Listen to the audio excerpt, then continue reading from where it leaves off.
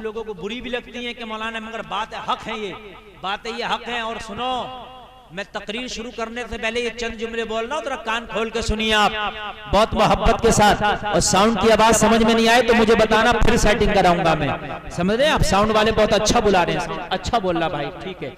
अब सुनिए आप, ये बात हक कहता हूँ और मौलवी नहीं कहेगा ये बात है तो कोई रक्षा चलाने वाला कहेगा ये बात है। अब नबी नहीं आने वाला, नबुव्वत का दरवाजा मेरे नबी पर अल्लाह ने बंद कर दिया जी, समझ रहे हैं आप?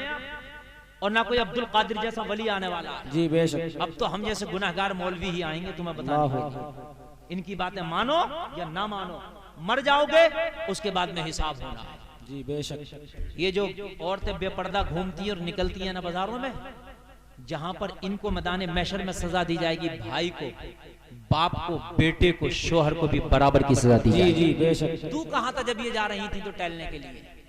तेरी भी तो कोई जिम्मेदारी थी, घर में खाना नहीं बनता था तो तूफान पैदा कर दिया करता जी।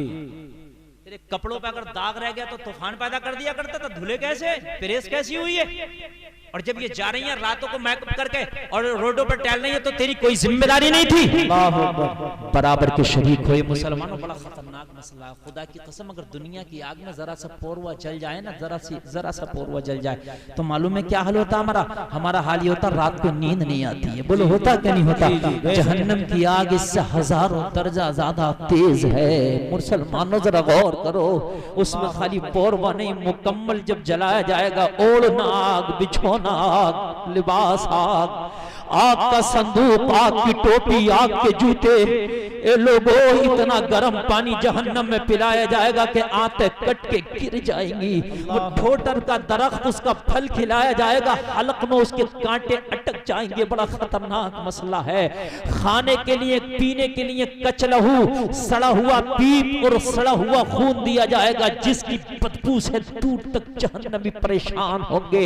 ये मुसलमानों, तुमने मजाक समझ लिया है, तुमने ठट्टा समझ लिया है बेपर्दगी को। तुम सोचते कोई बात नहीं, ये हिसाब तुझसे भी होना है।